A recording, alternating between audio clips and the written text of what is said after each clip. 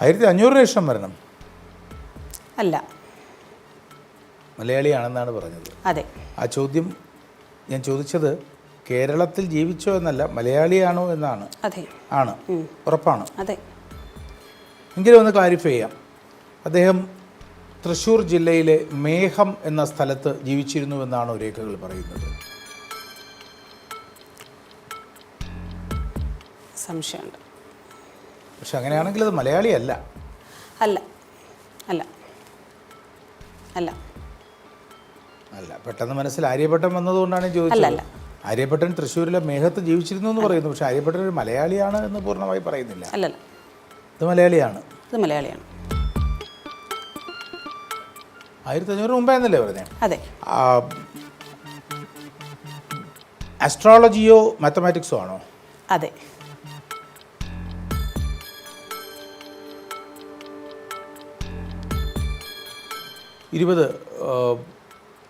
അദ്ദേഹത്തിൻ്റെ ഏറ്റവും പ്രധാനപ്പെട്ട കോൺട്രിബ്യൂഷൻസ് ട്രിഗണോമെട്രിയിലോ ഇൻ്റഗ്രൽ കാൽക്കുലസിലോ ഡിഫറൻഷ്യൽ ഇക്വേഷൻസിലോ ഉണ്ടായിരുന്നു. അതെ.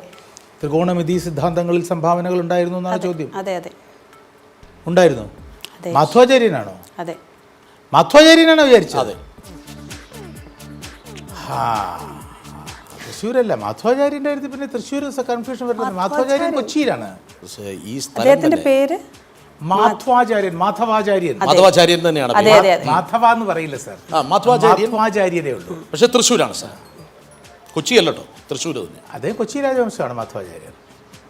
അന്നത്തെ മാധവാചാര്യയുടെ ഏറ്റവും പ്രധാനപ്പെട്ട സംഗതി തന്നെ പറയുന്നത് സംഗ്രാമദേശത്തെ മാധവാചാര്യൻ ലീലാവതിയുടെ മാധവാചാര്യനാണ് കണക്കിന്റെ കവിത പറയുന്നത്. അതെ അതെ, ഈ സംഗ്രാമദേശം എന്ന് പറയുന്നത് ഇരിങ്ങാലക്കുടയാണ്. അതെ.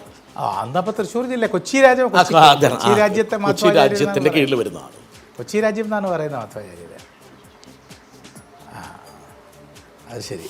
പക്ഷെ അത് ആര്യഭട്ടനിലേക്ക് മനസ്സ് പോയതുകൊണ്ടാണ് മാധവാചാര്യയിലേക്ക് വന്നത് കേട്ടോ. അത് കൊള്ളാം. ഇരിഞ്ഞാറ്റപ്പള്ളി മാധവൻ നമ്പൂതിരി എന്ന സംഗമ ഗ്രാമത്തിലെ മാധവൻ ഗണിതശാസ്ത്രജ്ഞൻ, ജ്യോതിശാസ്ത്രജ്ഞൻ. തൃശൂർ ജില്ലയിലെ ഇരിഞ്ഞാലക്കുടയ്ക്ക് സമീപം സംഗമ ഗ്രാമം എന്ന സ്ഥലത്ത് ജനനം. Kerala school of astronomy and മാത്തമാറ്റിക്സിന്റെ സ്ഥാപകനായി കണക്കാക്കപ്പെടുന്നു.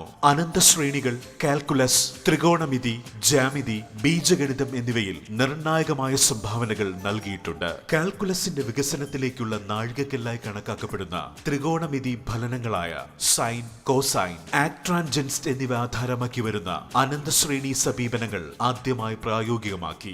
മധ്യകാലത്തെ ഏറ്റവും മികച്ച ഗണിതശാസ്ത്ര ജ്യോതിശാസ്ത്രജ്ഞരിൽ ഒരാളായ മാധവൻ ന്യൂട്ടനും ലൈബിനസ്റ്റിനും നൂറ്റാണ്ടുകൾക്ക് മുൻപ് തന്നെ കാൽക്കുലസിന്റെ അടിത്തറ പാകി.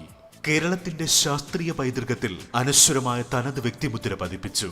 ബീജഗണിതം, ത്രികോണമിതി, പൈ എന്നിവയുടെ കൃത്യമായ മൂല്യനിർണ്ണയം, കലനം എന്നീ മേഖലകളിലാണ് ഇദ്ദേഹത്തിന്റെ പ്രധാന കണ്ടുപിടുത്തങ്ങൾ.